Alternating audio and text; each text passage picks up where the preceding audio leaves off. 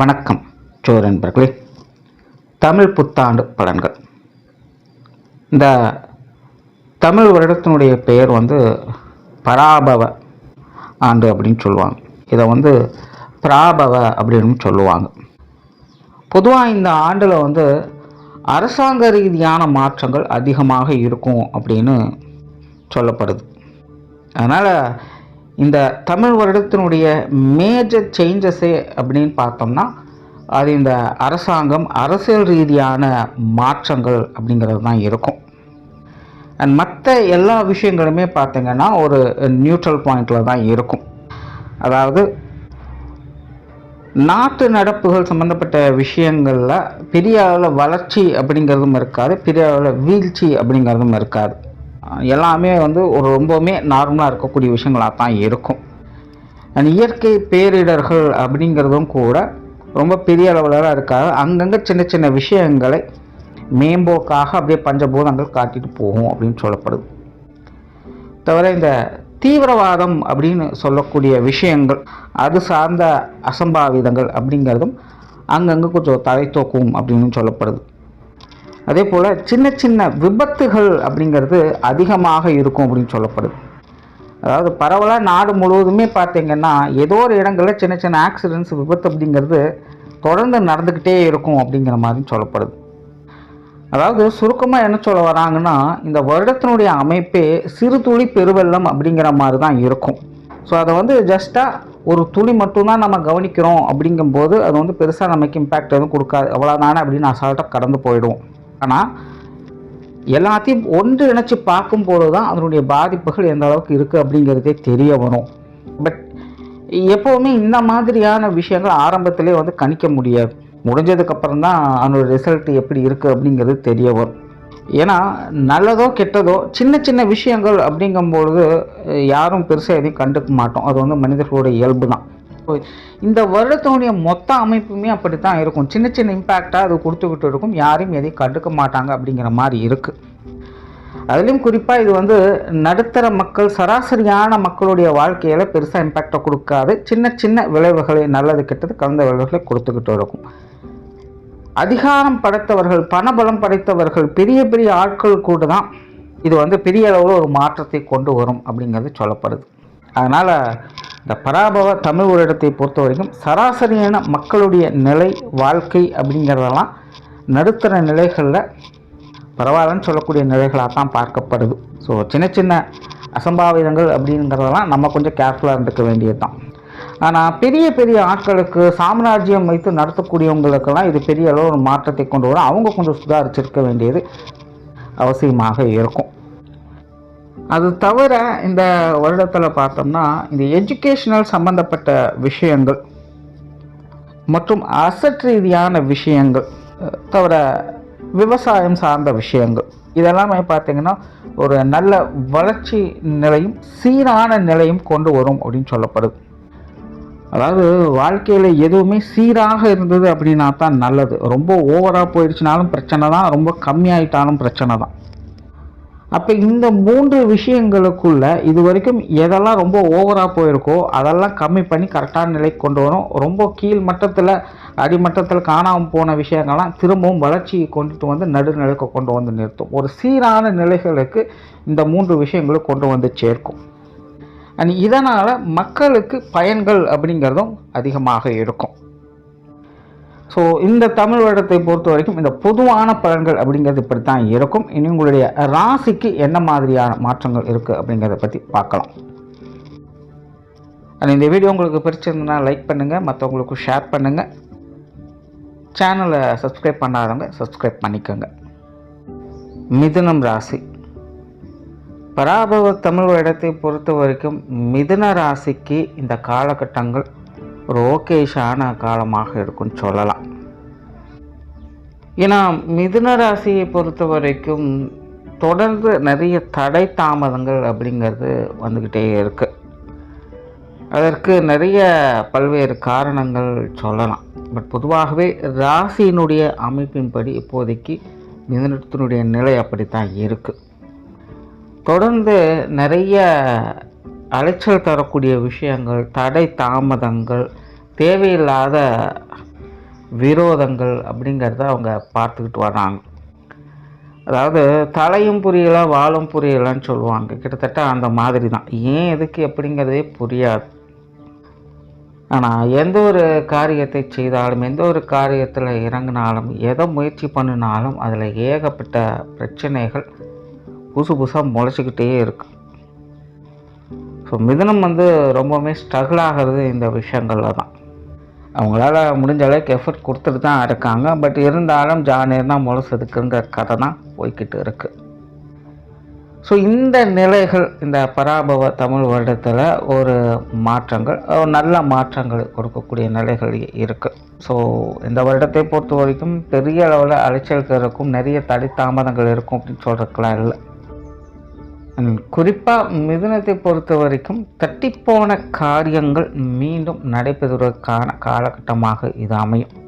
So கடந்த 2-3 வருடங்களுக்குள்ள எதெல்லாம் உங்களுக்கு ரொம்ப ரிஸ்க்காக இருந்ததோ, இல்லை எதெல்லாம் பாதியில் நின்று போச்சோ, இல்லை ஏதாவது ஒன்று ட்ரை பண்ணி கைகூடாமல் நாள் இழுத்துக்கிட்டே இருக்குது அப்படிங்கிற மாதிரியான விஷயங்கள் எல்லாமே இந்த வருடத்தில் உங்களுக்கு சாதகமாக முடிகிறதுக்கு வாய்ப்புகளை இது கொண்டு வந்து கொடுக்கும்.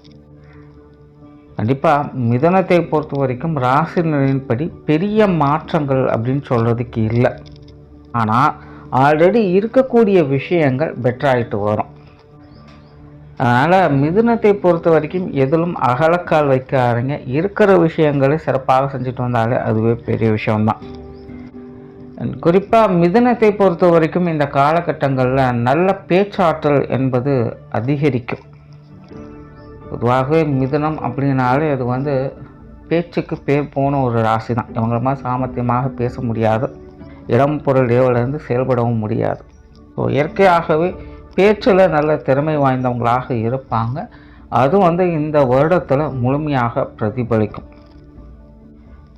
ஜோதிடத்தை பொறுத்த வரைக்கும் எப்போவுமே ஒரு ப்ளஸ்ன்னு இருந்தால் அதில் ஒரு மைனஸும் கண்டிப்பாக இருக்கும். அப்படி தான் இந்த மிதுனத்தை பொறுத்த வரைக்கும் இவங்களுடைய அந்த பேச்சுத்திறமை, பேச்சாற்றல் தான் மிகப்பெரிய ப்ளஸ்ஸு. ஆனால் அதுவே தான் அவங்களுடைய மைனஸும். என்னென்னா மிதுனத்தை பொறுத்த வரைக்கும் மற்றவங்களை பற்றி அதிகமாக பேச ஆரம்பிப்பாங்க. இது மிதுனத்துக்கு ஒரு இயற்கையான குணம் அப்படின்னு சொல்லலாம். மற்றவர்களை பற்றி அதிகமாக பேசக்கூடியவங்க மிதுன ராசிக்காரர். அது அவங்களுக்கு பாசிட்டிவாகவும் வேலை செய்யும், நெகட்டிவாகவும் வேலை செய்யும். இங்கே நல்லது கெட்டதை பற்றி பேச வரல. பொதுவாகவே அவங்களுடைய குணம் என்பது இப்படித்தான் இருக்கும். ஸோ இந்த தமிழ் வருடத்தை பொறுத்த வரைக்கும் இந்த ஆற்றல் என்பது அவங்களுக்கு அதிகரிக்கும். அதனால் மற்றவங்களை பற்றி பேசும்பொழுது கொஞ்சம் கவனமாக இருங்க. நார்மலாக நீங்கள் பேசக்கூடிய விஷயங்கள் அதில் பெருசாக எந்த பிரச்சனையும் இருக்க போகிறதில்ல, அது உங்களுக்கு பலம்தான். ஆனால் மற்றவர்களை பற்றி பேசும்பொழுது அதில் கொஞ்சம் கவனமாக இருங்க.